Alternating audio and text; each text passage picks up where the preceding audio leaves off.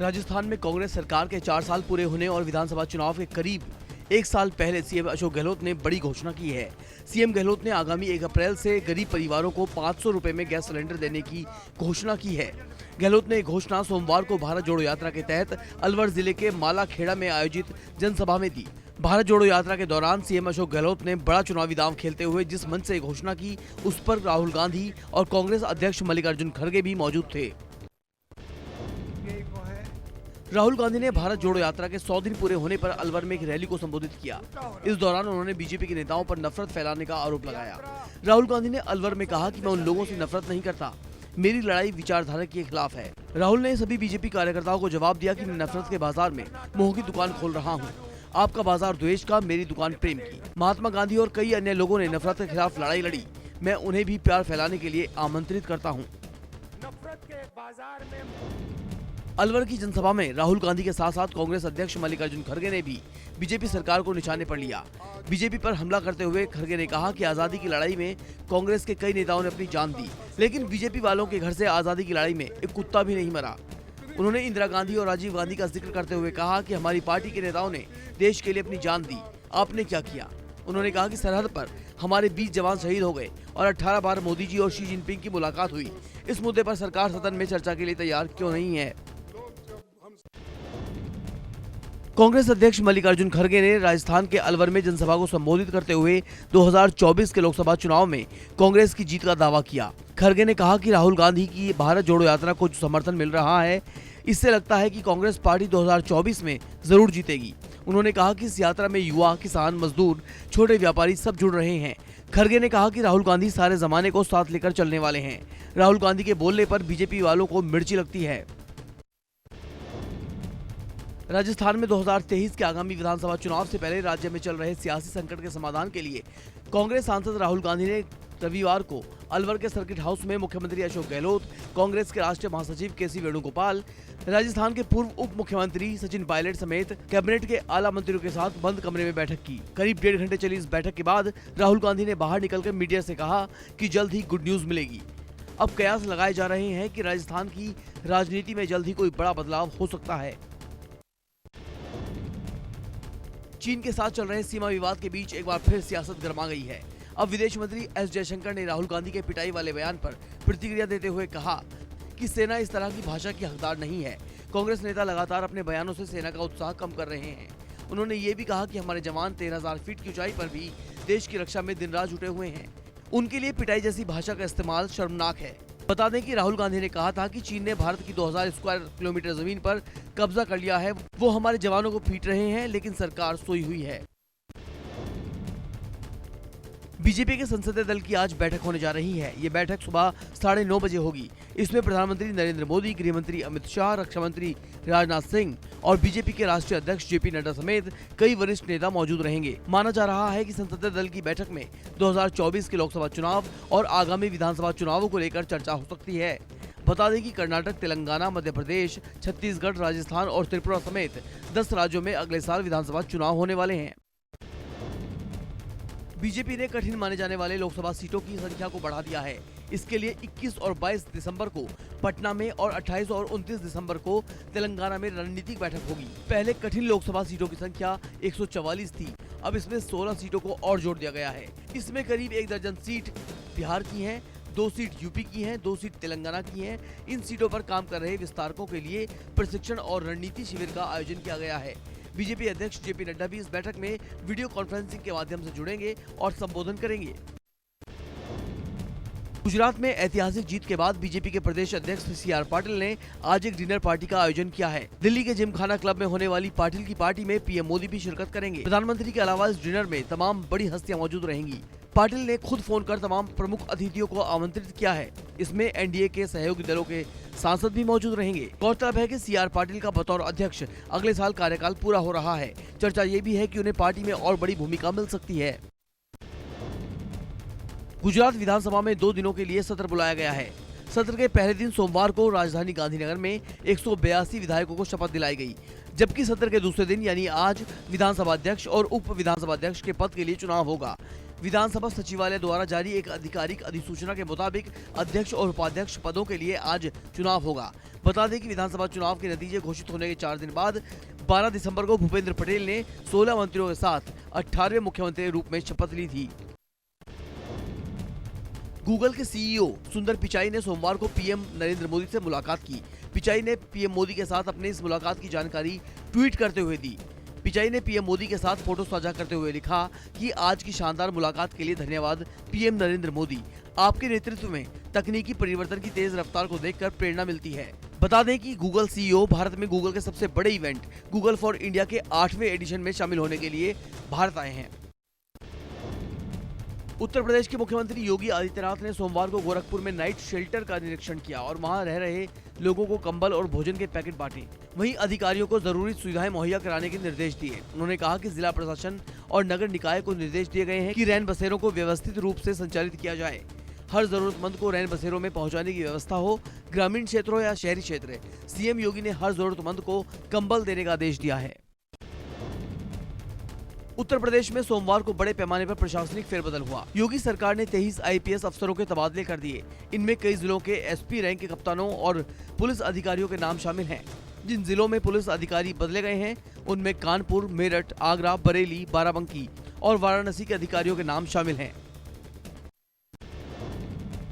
IPS अधिकारी राजेंद्र सिंह भट्टी ने सोमवार को बिहार के नए पुलिस महानिदेशक के रूप में कार्यभार संभाला। बिहार के नए डीजीपी राजेंद्र सिंह भट्टी की छवि एक सख्त प्रशासक के रूप में मशहूर है।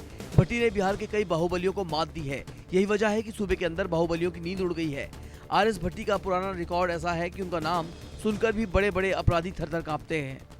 आरएस भट्टी ने शहाबुद्दीन, प्रभुनाथ सिंह और बाहुबली अनंत सिंह के बड़े भाई और पूर्व विधायक दिलीप सिंह के खिलाफ भी एक्शन लिया था।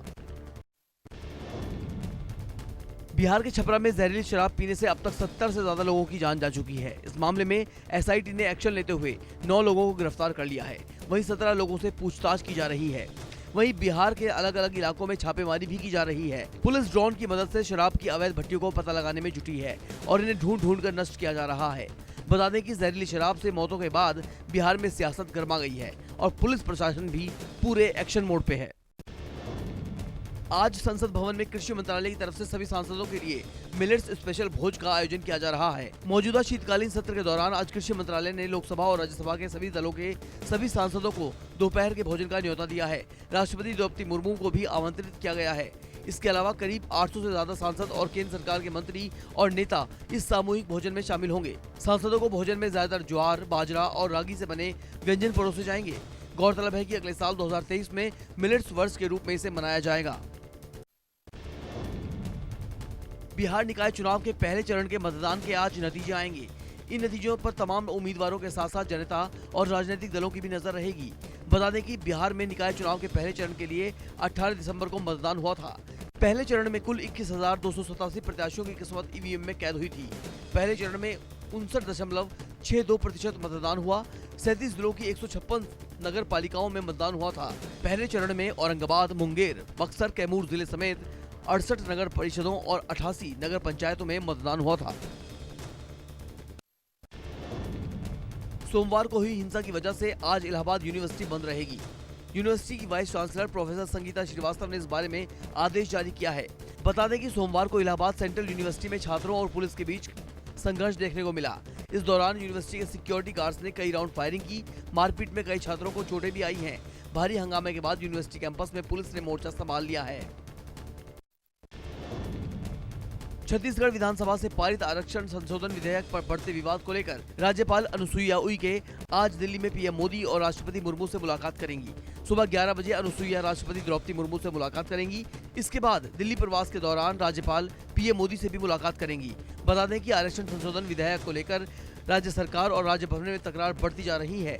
संशोधन विधेयक में राज्य सरकार ने एससी के लिए 13%, एसटी के लिए 32%, ओबीसी के लिए 27% और ईडब्ल्यूएस के लिए 4% आरक्षण का प्रावधान किया है। दिल्ली वक्फ बोर्ड और दिल्ली के इमाम आज सीएम केजरीवाल के घर के बाहर धरना प्रदर्शन करने वाले हैं। वक्फ बोर्ड ने केजरीवाल सरकार पर वक्फ बोर्ड के कर्मचारियों का वेतन न देने का आरोप लगाया है। दिल्ली वक्फ बोर्ड के कर्मचारी पिछले कई महीनों से बकाया वेतन के भुगतान की मांग को लेकर कई दिनों से हड़ताल पर हैं। इसी को लेकर मस्जिदों के इमामों और मुअज्जिनों ने सीएम आवास के बाहर धरना प्रदर्शन का फैसला लिया है। वक्फ बोर्ड के कर्मचारियों का कहना है कि उन्होंने दिल्ली सरकार को बार बार इस बारे में अवगत कराया, लेकिन समस्या का समाधान नहीं हुआ।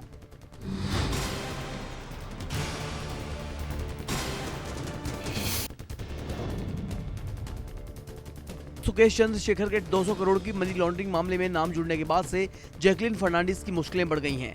सुकेश चंद्रशेखर के करोड़ों रुपए के धोखाधड़ी के मामले में आरोपी जैकलिन फर्नांडिस के खिलाफ आरोप तय करने को लेकर पटियाला हाउस कोर्ट में आज सुनवाई होगी।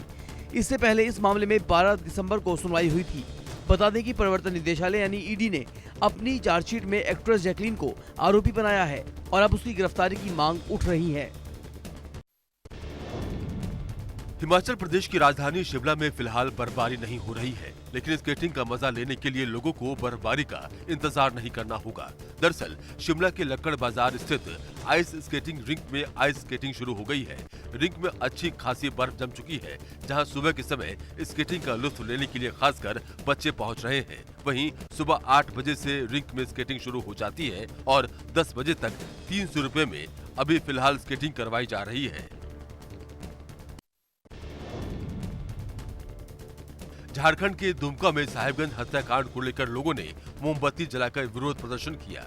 बता दें, साहिबगंज के बोरियो में दूसरे समुदाय के सदस्यों पर 25 साल की महिला रूबिका पहाड़िन की हत्या कर शव के टुकड़े करने का आरोप है, जिसके खिलाफ लोगों में खासा रोष है और सरकार से न्याय की गुहार लगा रहे हैं। वहीं इस मामले में अब तक पुलिस ने 9 सदस्यों को हिरासत में लेकर पूछताछ कर रही है। घटना को लेकर स्थानीय लोगों में आक्रोश है। फिलहाल तनाव को देखते हुए बड़ी संख्या में पुलिस बल तैनात कर दिया गया है।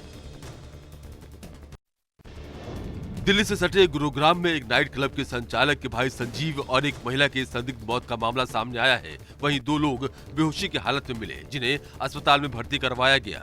जानकारी के अनुसार डीएलएफ फेज 3 इलाके में संचालित एक नाइट क्लब में ये हादसा हुआ। बताया जा रहा है कि क्लब संचालक के भाई संजीव रात पार्टी करने पहुंचे थे और साथ में 3 युवतियां भी थीं।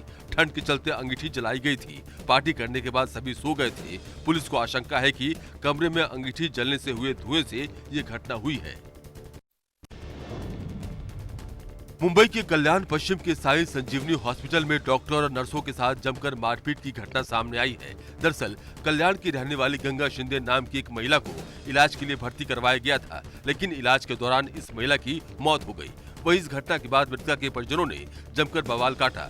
साथ ही लापरवाही का आरोप लगाते हुए डॉक्टर और नर्सों की जमकर पिटाई की और वहीं इस घटना के बाद वहां से वो लोग फरार हो गए। फिलहाल अस्पताल प्रशासन की शिकायत पर पुलिस मामले की जांच कर रही है।